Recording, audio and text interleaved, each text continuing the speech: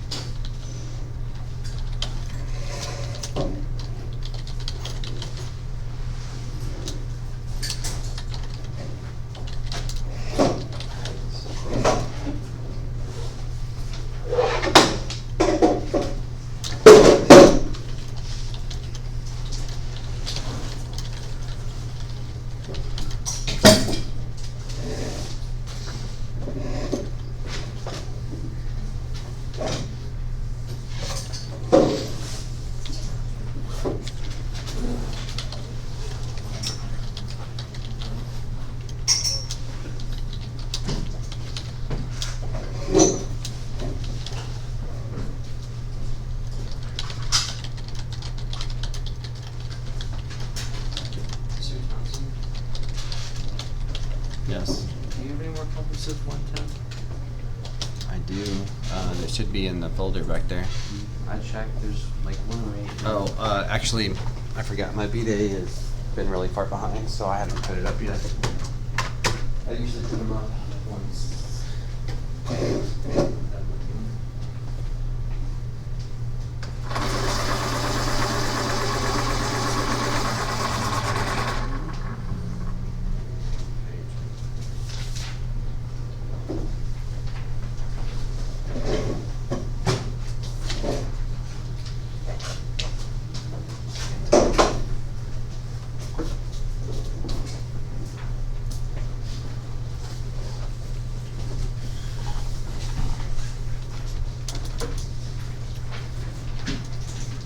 Can we use the share?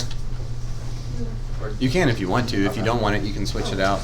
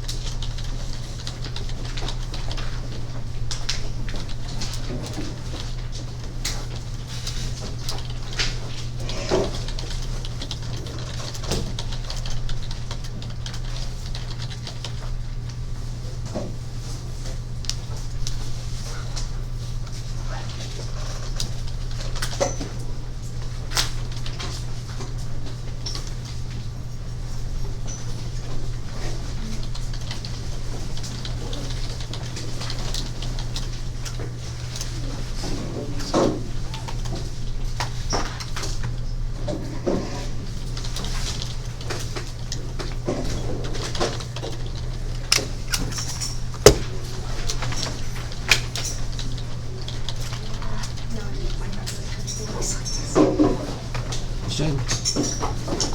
Got it. Usually it shows. Does yours have a little white on the side? No. Oh. Here, let me try. Should work fine.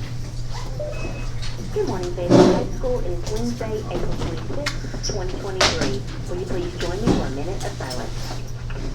Usually when I plug it in, it like turns on. is turning. If I was you, I'd leave it there for now. You got nothing to lose, so. Yeah.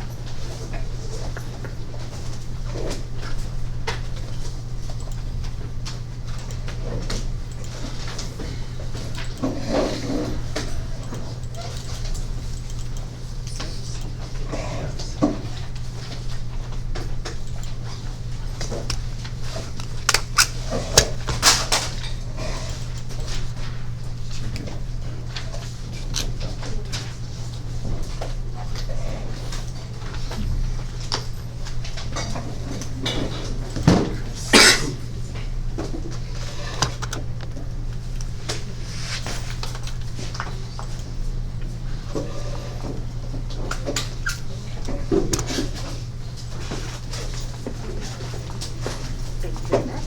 Please stand as you're able for the pledge. Pledge allegiance to the flag of the United States of America and to the republic for which it stands, one nation, under God, indivisible, with liberty and justice for all. Thank you very much. This is the pledge. All right, so we are, first up, you will need a calculator today. And if you did not turn in the homework, which was 110, long division, synthetic division, if you did not turn that in the Google Classroom, make sure your name is on it and come turn it into the basket before we get started, please. But I think last class, I had mentioned our last big unit would be sections 2.5, 2.6, and 2.7. So 2.5 is going to be the stuff we talked about today, and it feels a little bit different. 2.6 and 2.7 is all kind of the same topic, and we have worksheets for those topics. But today we do have short book assignment because we do need more practice than what's on this review. There is a little bit of difference between the practice questions on the worksheet y'all picked up and some of the questions out of the book. So, but notice, well, today or this week is a B week, so I will not see you guys on Friday. And just to be clear, our 2.5 quiz is not next class. It's not on Monday. It'll be next Wednesday. So we have today and next class for that. All right, but let's go ahead and go through the worksheet first. And as always, I hope most of this is algebra stuff. I know there's at least one thing that came up last period that they said they had not seen in Algebra 2 before.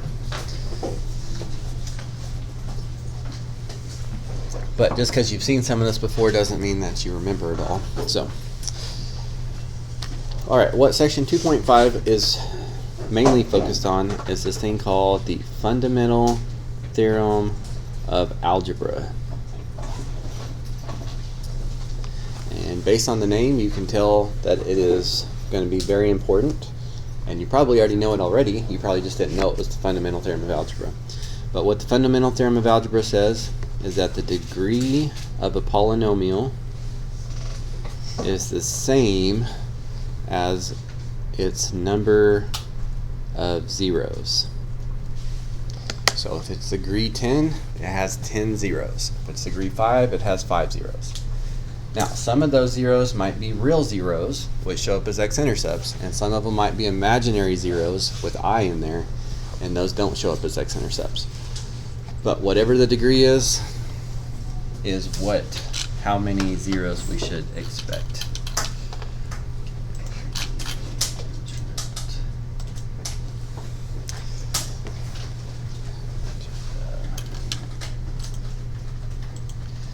Okay, so the first one, and this is going to be kind of a common theme as we get into harder questions, but if we either start with a quadratic or we can do some work and dwindle something down into a quadratic, then finding the two zeros, of course we can hope, now it's called zeros because that's where it equals 0, but we can hope that it's going to factor, but of course it doesn't always factor. But at the very least, we always have a backup plan with quadratics, which would be the quadratic formula. So we'll have to use it once or twice today. So for this question, opposite of b plus or minus b squared minus 4ac over 2a.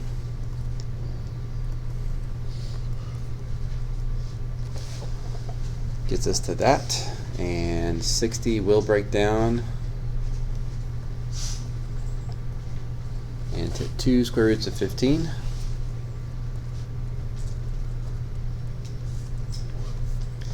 And then all of those are divisible by 2, so divide them all by 2 and you end up with 4 plus the square root of 15 and 4 minus the square root of 15. I know I'm going over that quickly, but we have talked about this part recently, so I don't want that to be our focus today. But quadratic equation, always able to solve it because we have quadratic formula, if it doesn't solve some easier way. Now, if it's not quadratic, like question 2, it kind of depends. It depends on a lot of things. Depends on if it factors, depends on if you have a calculator, depends on if we give you a factor of 0 to start off with. That's pretty much the majority of the rest of the question types. So for right now, we're looking at no calculator. But if I wanted to find the zeros of this function, so fundamental theorem of algebra tells us there should be 4 of them. So I know what this person's doing by putting 2 blanks here. I didn't make this worksheet, but I like to have 4 blanks because that's going to help me catch some of my stuff. You cannot use quadratic formula if it's not a quadratic. So if you don't have a calculator, one of the few things that you can do is you can try to factor it. X squared times x squared gives you x to the 4th. And this is really just a difference of 2 squares.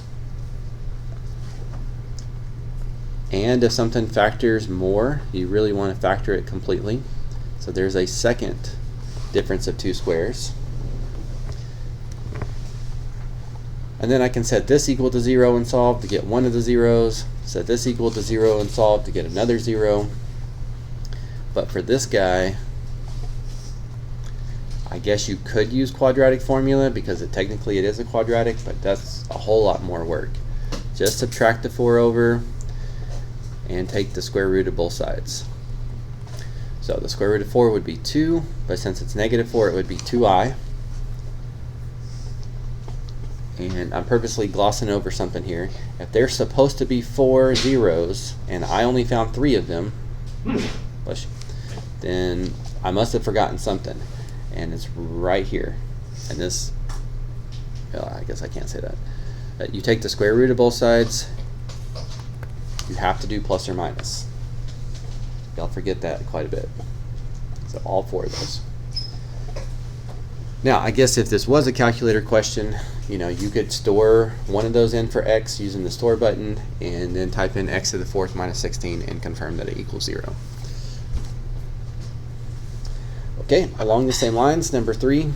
So it's not a quadratic, can't use quadratic formula, but if it will factor, then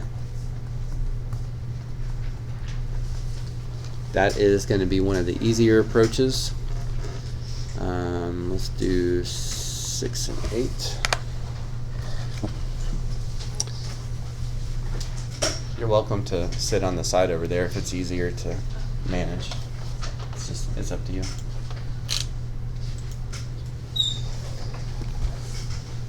Okay, and then just because these don't break down more doesn't mean that we can't solve each of these reasonably. Again, I guess you could use quadratic formula twice, but it's a lot faster to just subtract the 8, take the square root of both sides, don't forget plus or minus, and you do need to simplify the square root of 8, or negative 8. So 2i square root of 2 and negative 2i square root of 2. So I can get 2 from that, and then 2 more from this. Add the 6 over, take the square root of both sides. It should be obvious if you forgot to do plus or minus based on the number of answers you should have. So if it factors nicely, we don't need a calculator, and it doesn't matter that those answers are, some weird decimal. Still works out pretty nicely.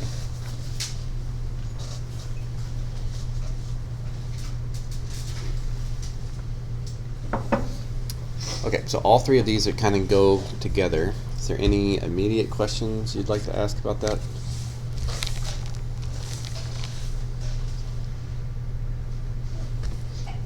Bless you.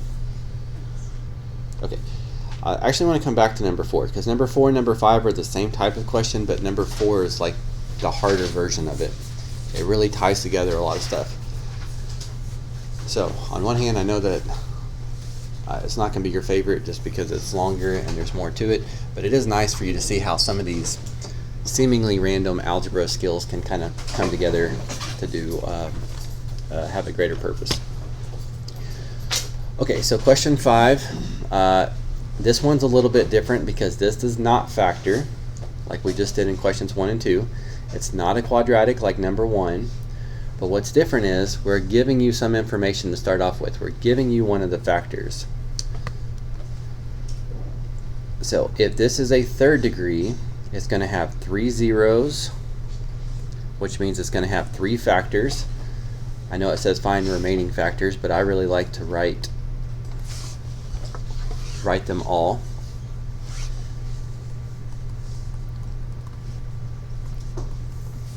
And if x plus 4 is a factor, then negative 4 would be the 0. I know it's not asking for it on this question, but it only takes a second. Now, what you need to understand about factors is that they should divide into your polynomial evenly. So you've got 2 options here. You can either do long division and divide out x plus 4, or you can do synthetic division, which is what I'm going to do. That's just what I prefer. So no coincidence, that's why we did division last time, because we were going to need it today. So I prefer synthetic division, so I'm always going to do that if I can. Now one thing, and this happened twice last period, I'm doing this arithmetic pretty quickly in synthetic because you just add down and multiply, and add down and multiply, add down and multiply, add down and multiply. But I know that this is a 0, so I know that the remainder is supposed to be 0. So I caught myself making some arithmetic mistakes going too quickly. This would be -7, which would be 1428, which is -5, which is 20. So how that's helpful to us is we just took it from a third degree, divided out a factor that we knew was going to divide into it evenly, and now what this represents is a second degree. And the thing about a second degree is, even worst case scenario, we can do quadratic formula.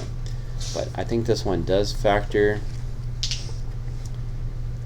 Let's see, -10 plus 3. Yep. So if you were asked for the other factors, there it is. If you were asked for the other zeros, it would just be where those equal 0.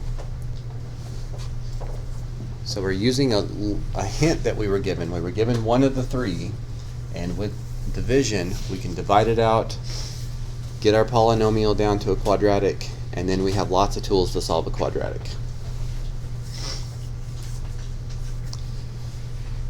Where's that 12 coming from? The 12? I don't see a 12. This? Yeah. That's supposed to be a 17. Oh. It's right here. 6, 17, -33, -20. Just okay. Any other questions on that one? Okay, let's go back to number 4 then. So similar idea. We're going to divide out some stuff that we know to get it down to a quadratic and find the ones that we can't see from the beginning. But again, this is a messier version. So this one gives us one of our zeros, and it wants us to find the remaining zeros. So if this is a 4th degree, I know it's going to have 4 zeros. Now again, our options change if we have a calculator. We'll see some of that on the book problems. But without a calculator, what we have to do is, if we're given this one, you should actually know another one right away. Very good. It's 2 minus I. So if you did not remember that from last year, from Algebra 2, you need to write yourself a little note here. Imaginary zeros always come in conjugate pairs. So if 2 plus I is a 0, we're also indirectly telling you 2 minus I is a 0. They have to go together. And I didn't point that out up here, but notice in number 2, our imaginary zeros were conjugate pairs. 0 plus 2i and 0 minus 2i. Okay, so to work this like question 5 now, I really want to divide this out to get it down to a third degree, and then divide this out to get it down to a quadratic. And then I know I can at least use quadratic formula to find the last 2 zeros. What makes this question harder than question 5 is you can't really just divide this out. And if you try, it gets really messy because you're going to have i's all over the place. I guess if you can do it carefully enough and then do this one carefully enough, it does kind of fall into place at the end. What is much cleaner is to think of these as factors. So if it has 4 zeros, it's going to have 4 factors.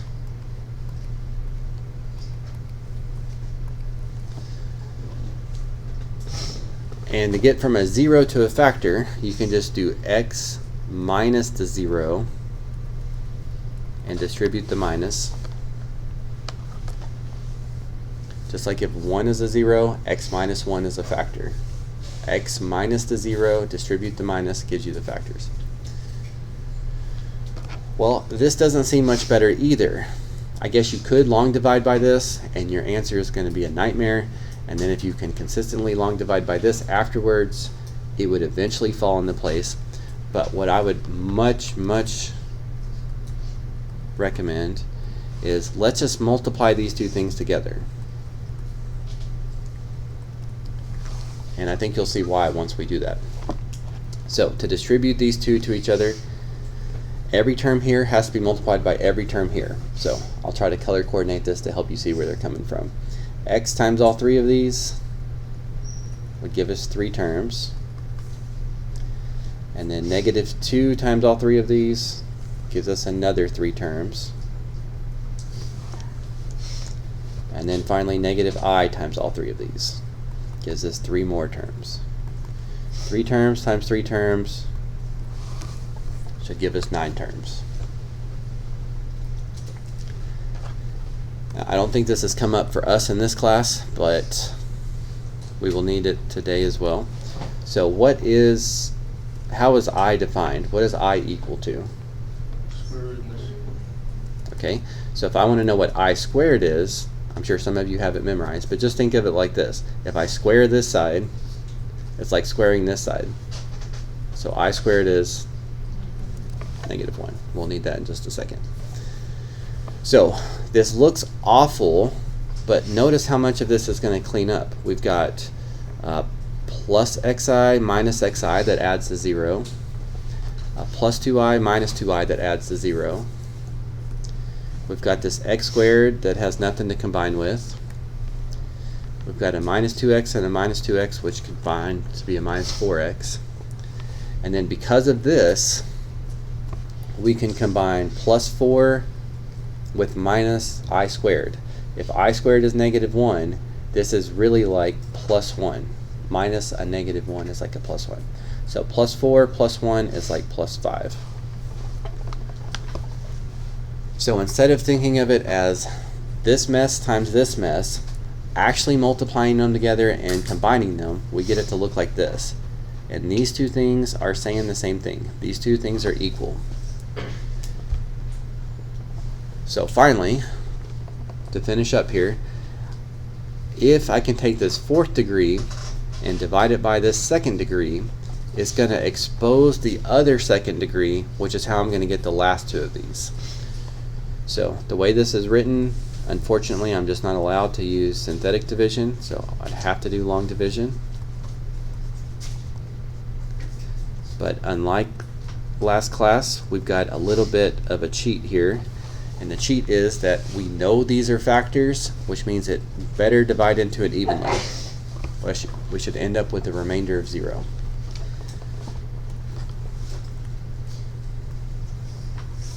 So x squared times x squared gives you x to the 4th.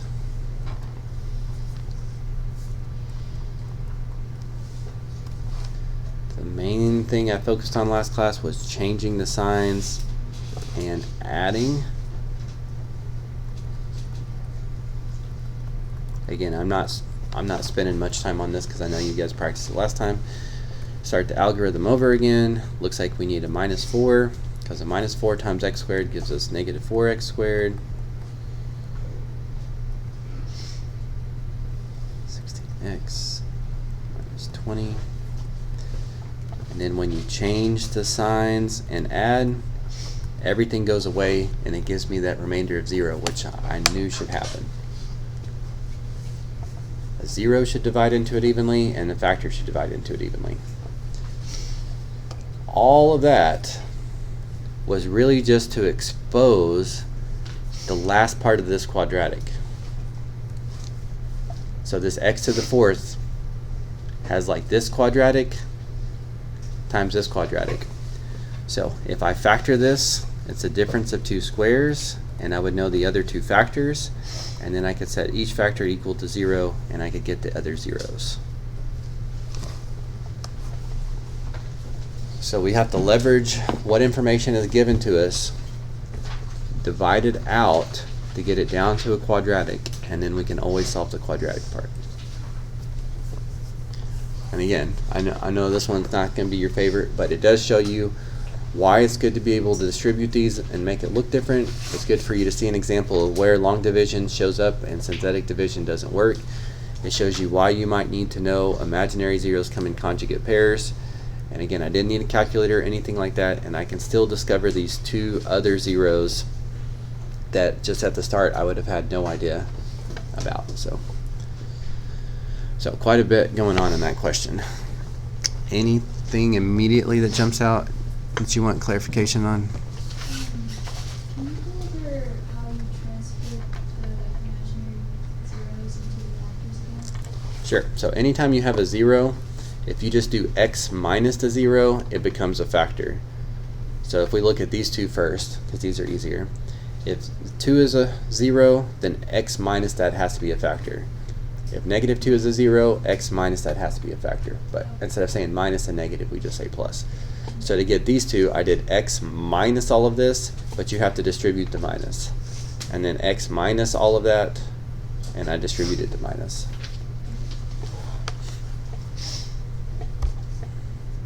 Okay. Then we got 2 more on this, and then we can move on to the book assignment. And 7's not really any different. It's just making sure you understand the directions. But 6 is now looking at this backwards. So instead of saying here's a function, go and find the zeros, it's basically saying here's your zeros, come up with the function. And I don't know, not that you care, but this is usually what we have to do when we make up tests and stuff like this. We usually start with an answer, and then we backtrack and figure out what the function would have to be. That way we know we get answers that make sense and nothing too crazy. So, like we just talked about, if I know this is a 0, I could change it to a factor by doing x minus that. And if this is a factor, if this is a 0, I can do x minus it to make it a factor. Distribute it though, x minus the whole thing. Make sure you change this last line when you distribute. But if I only multiply 2 factors together, I'm going to get a quadratic, and this is supposed to be a 3rd degree. So where's my 3rd 0 supposed to be? Good. Imaginary zeros always come in conjugate pairs. We do expect you to know that. So x minus that, distribute the minus. Now, if this said find a 3rd degree polynomial function in factored form, this would be great. I could circle my answer and move on. But this wants us to multiply all this together so that we end up with real number coefficients in the end. So we got to multiply all this mess together, kind of like we did in question 4. Now, in theory, you can multiply this together in any order you want to, but for your sanity, you really want to multiply these 2 together first. So we'll deal with the x minus 1 later. But let's take x, distribute it to all 3 of these. So that's going to give us 3 terms. Then take the negative 6 times all 3 of these.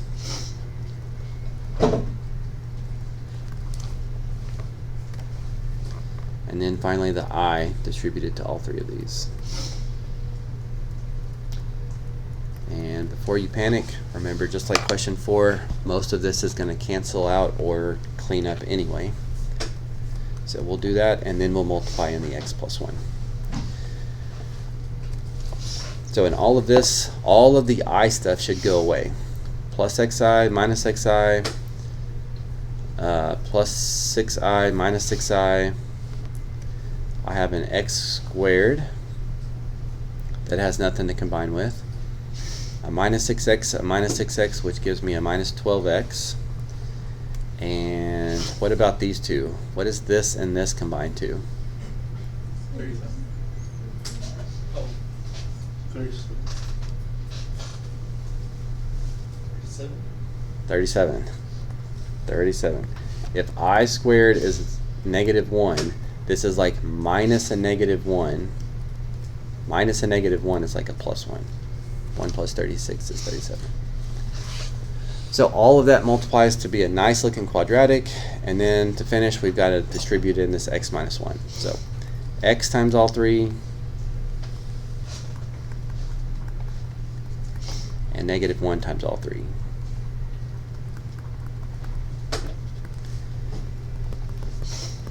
Now if we combine like terms and put it in standard position, biggest exponent first, then next biggest exponent, next biggest exponent, and then there was a constant that had nothing to combine with. That's what they're looking for. Coefficients are real numbers. 1, negative 13, 49, and negative 37. Those are all real numbers. That's what the directions are asking for. So just kind of backwards. Usually you start off with something like this. You try to factor it, and then you set each factor equal to 0 and solve. This one, you're starting with the zeros, you're changing them into factors, and then the opposite of factoring is multiplying. So multiplying it is kind of messy, but it all does kind of come together. Now, I do want to make this one connection just because it will carry over for us here. If you had a calculator and you took time to graph it, okay, I already have the graph from last period. But look at those 3 zeros that we started with. One of them is a real number, 1. The other 2 are imaginary. Just like with quadratics, real zeros show up on the x-axis, imaginary zeros do not show up on the x-axis. So when we graph that, he only has one x-intercept. He's got one real 0 at x equals 1. Imaginary zeros don't show up as x-intercepts. Okay, and then finally, again, number 7 is not different, it's just making sure you understand these directions.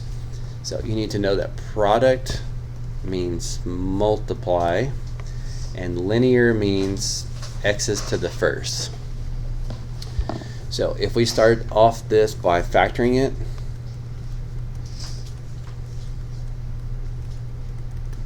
by the way, product sum method can still factor these. Product sum method can factor anything that's factorable, even if it starts with an x to the 4th. But this one's not too bad with guess and check. This is almost good enough. This is product. I'm multiplying these two. But these are not linear. These are currently quadratic. So if you first find your zeros, should be 4 of them. If I set this equal to 0 and solve, I would get square root of 6 and negative square root of 6. And if I set this equal to 0 and solve, I would get I and negative I, which confirms or reinforces that imaginary zeros come in conjugate pairs. And then I can turn them into factors like it asked. So x minus this 0, x minus this 0, x minus this 0, x minus this 0.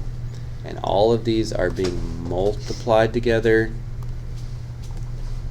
That's where the word product comes from. So really the thing that trips students up on this sometimes is just not being aware of the directions. But the work is not any different than we did on the others.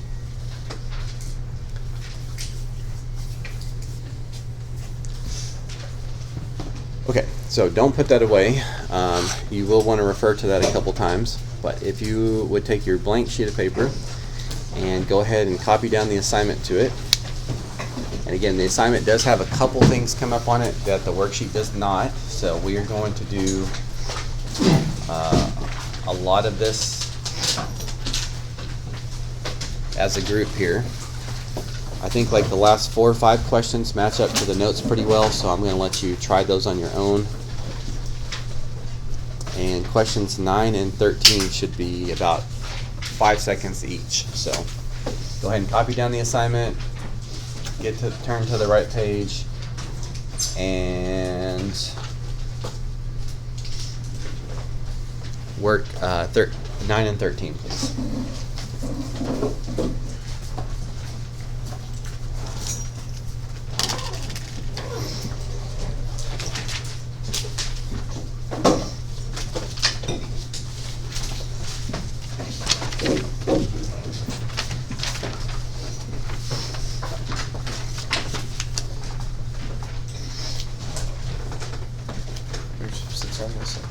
Yep.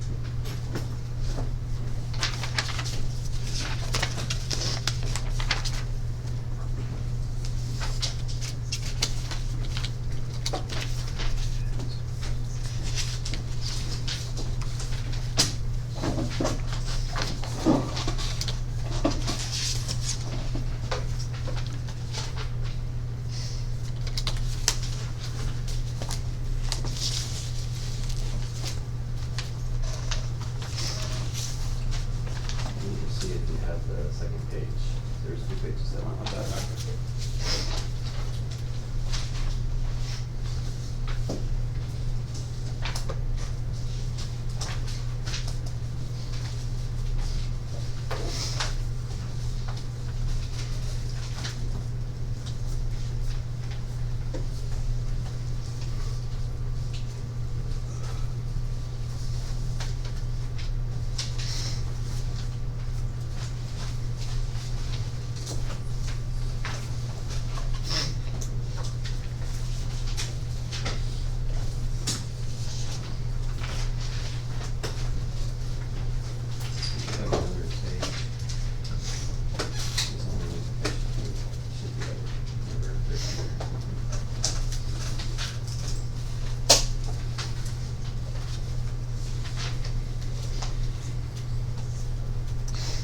Okay, so let's make sure those 2 look okay, and then I will tell you what you need for the next part, because I didn't realize they didn't teach this in Algebra 2 anymore, or I would have made sure it was on the other worksheet.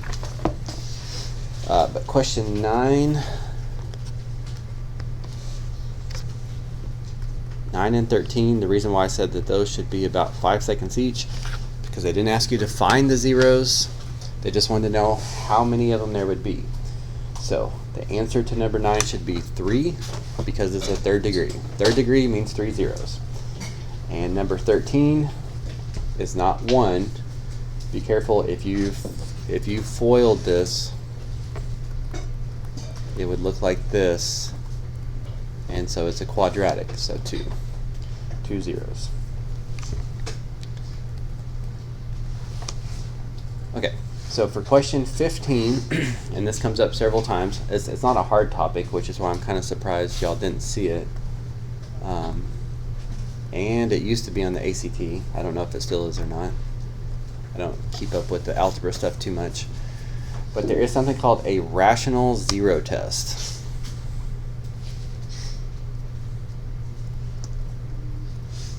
Rational zero test. And it's really easy to apply, but it's not really useful unless you understand what it's telling you. So the rational zero test is sometimes referred to as the P over Q list, if that sounds more familiar.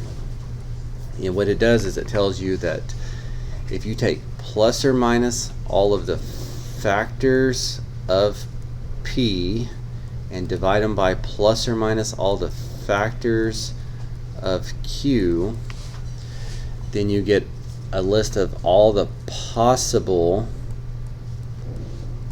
rational zeros. So the next thing is you need to know what P and Q are. So P is the constant in the polynomial, and Q is the leading coefficient. And you probably want to put that in words. P is the constant, Q is the leading coefficient. So technically P is -2, but since we're doing plus or minus anyway, we don't really have to keep up with this negative. So plus or minus all the factors of 2, so that just means anything that divides into it evenly, just be 1 and 2, divided by plus or minus all the factors of Q, and Q is 1 in this problem.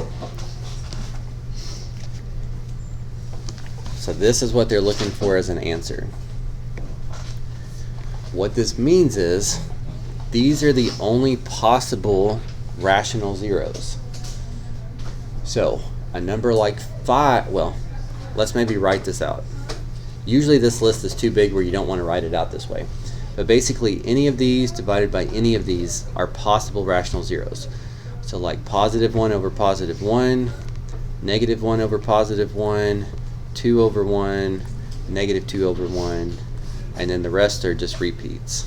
These are saying the same thing. So notice 5 is not in this list, so that tells me there's no chance that 5 is a 0 in this problem. 10's not in this list, so there's no chance 10 is a 0. There's no chance 10 is a x-intercept. But 2 is possible, 1 is possible, -2 is possible, -1 is possible. These are not guaranteed. This is a a cubic. There's only 3 zeros. So I'm not saying that these are the zeros. These are the ones that are possible. Anything that's a rational number not in that list could not be a 0. Now, unfortunately, this doesn't help us with like imaginary zeros and stuff like that. What they want you to see, the connection they want you to make that's going to help us later on here, is in 15, if you look at their little sketch, the problem looks like this. And notice that it has a x-intercept at 1, which was in our list, -1, which was in our list, and -2, which was in our list. All 3 zeros were rational zeros, so all 3 had to show up in the P over Q list, the rational zero test. But again, what's highlighted is really the only thing that you have to show for the rational zero test. Visually, you need to confirm that these are in the list. But okay, so try that on 16. Try to make the P over Q list, and then make sure that the actual x-intercepts that they're showing you in the graph are somewhere in your list.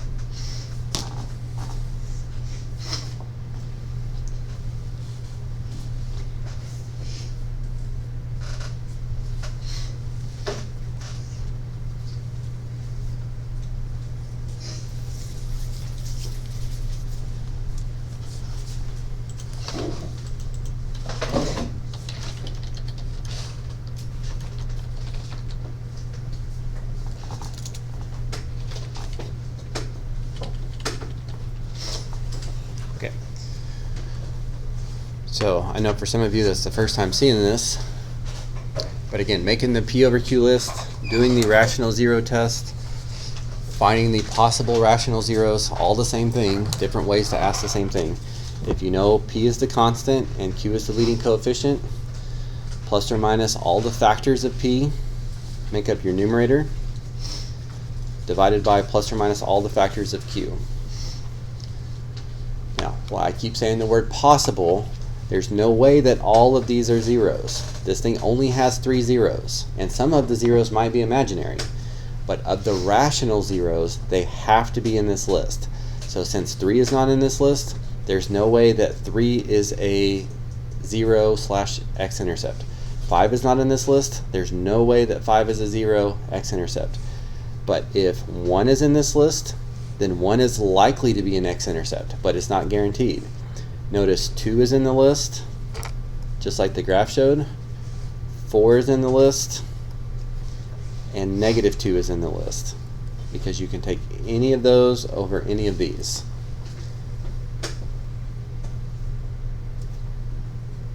So that's what they want you to see. This boxed in is what they want you to write out, and then they want you to eyeball and see that 4, 2, and -2, the actual zeros were in the possible zeros list.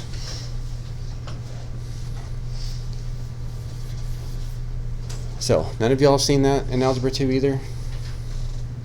Okay. Again, I do think it's probably worth, not just for this class knowing, but for the ACT, because it is about a 5-second question if you know what they're asking for. And usually all the answers look like this, so it's usually pretty obvious that it's that type of question. Okay, let's move on. So I think we may need a calculator next. Let's see. 16, okay, all the way to 31. 31 says find all the real solutions of this polynomial.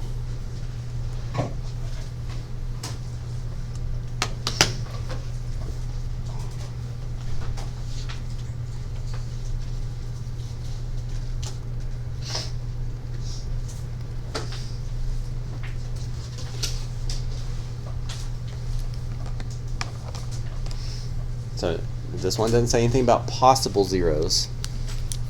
We're not doing the P over Q list anymore. This one actually wants us to find all the real solutions, or real zeros, same thing. So because this is a 4th degree, fundamental theorem of algebra tells me that this is going to have 4 zeros. Obviously you don't have to make the blanks at the start, but to me it gives me some guidance. Now, on our worksheet, either it factored, this isn't going to factor, not even with product sum, because it's got too many things going on, there's too many terms, or we give you a 0 and you divide it out, get it down to a quadratic, and then solve the last 2 with quadratic formula, if you had to. But on this one, it gives us nothing to start with. So on this, what we would want you to do is to graph it. So if we graph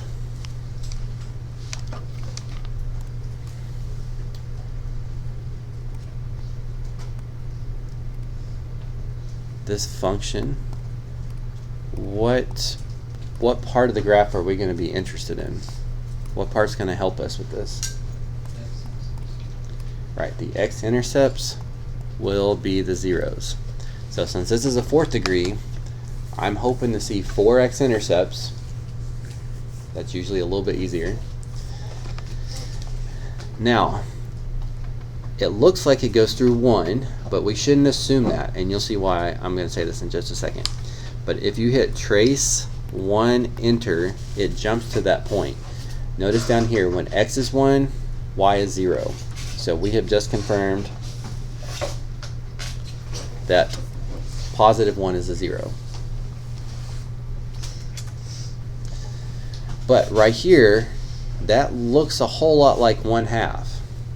But if you just assume 1/2, then you're going to miss it. If you do trace 1/2 enter, it will jump to that point, and down here it shows you when x is 1/2, y is close to 0, but it's not really 0. So I'm not so sure about this one. I'm going to have to move on from it. Over here, it looks like it might be -3. So do trace -3, enter to jump to that point. And sure enough, that's a winner. It is an exact x-intercept. So I know -3 is a 0. And then finally, this one looks like it's -4.5 maybe, but it's not really. If you do trace -4.5, enter, -4.5 does not have a y value of 0, so it's just close. So unfortunately, this one's close to a half, this one's close to -4.5, but that's not the real solutions. So back to what we did on our notes. It may seem like all hope is lost here, but it's not, because we still have algebra that we can do. If this is a 0, it should be able to divide into this evenly. So you can either long divide by x minus 1, or you can do synthetic division, and it does not matter. It's just whatever one you are more comfortable with. I like synthetic division because it's a little bit quicker for me. So set up the synthetic division, divide out the 1. What do I know about this answer before I do it? 0 where? Right. It's supposed to divide into it evenly. So if it doesn't, I know to double check my arithmetic. So add down, multiply, add down, multiply, add down, and multiply, add down, and multiply.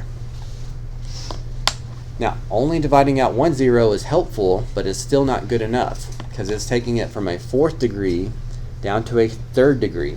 But I don't know how to solve 3rd degree stuff. There is something called a cubic equation, just like there's a quadratic equation, but I don't know that I've ever even seen it. I know it's much more complicated. But the good news is we have a second one that should divide into it evenly. So we're going to divide -3 not into the original one, but let's divide it into what was left over from dividing into 1. And it also should divide into it exactly even. We should anticipate a remainder of 0.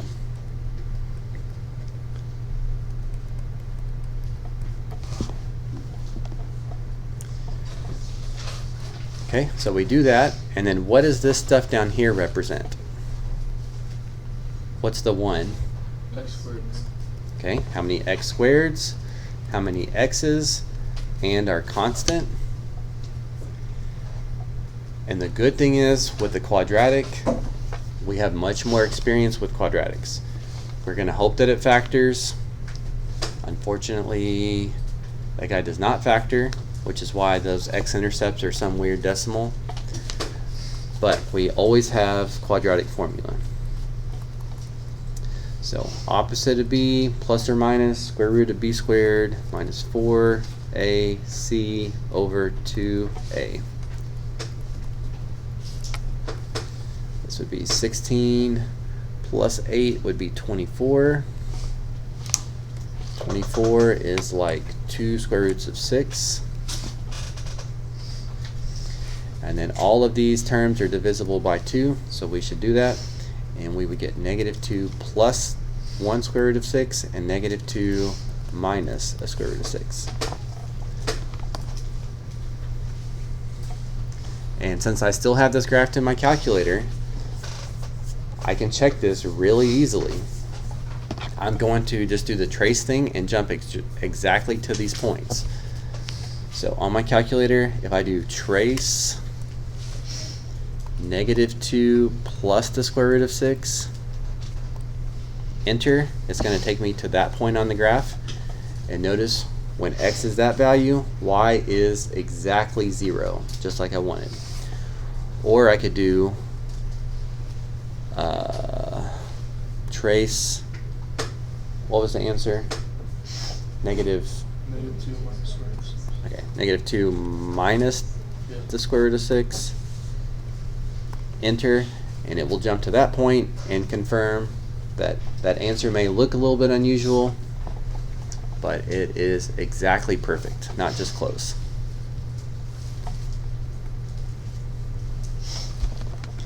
So ideally, I really hope that all 4 of them were nice whole numbers because that would have been done early.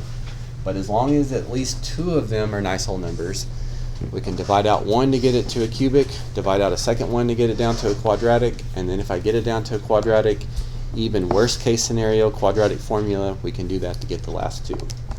And then we have all 4 zeros with no unnecessary rounding.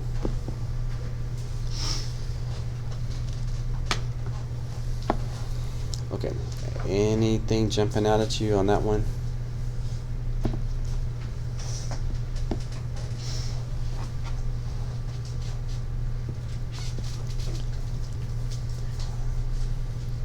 Okay, so 33 is similar to 31, except I think it works out quite a bit nicer. So I'd like you to try that one. 37 is the same type, but it also wants you to do the rational zero test and make the visual connection like we did on previous questions. I think 37 has the same directions. 41 and 43 are the ones you worked backwards like we did in your notes. And then 59 and 60 are also like ones in your notes. So obviously I'm happy to help you with those, but I think all of those would be good ones for you to dive in and try and refer to your notes a bit. So go ahead and move forward on that, and then let me know as you guys find some questions. But again, I said this at the start of the class, but our quiz is not next class. Part of what we will do next class is go over the last 6 questions. So the 6 that you're about to do now, we will go over together in class on Monday, but you need to see how they go after we just discussed that topic. So.